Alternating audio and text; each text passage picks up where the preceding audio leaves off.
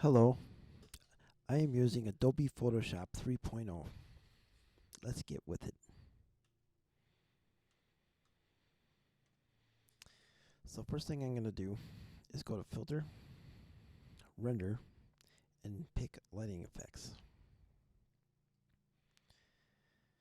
Here you see a graph where you can adjust where the light goes. I kind of like that. It's called X down. We'll remember that one. Let's see what else they got.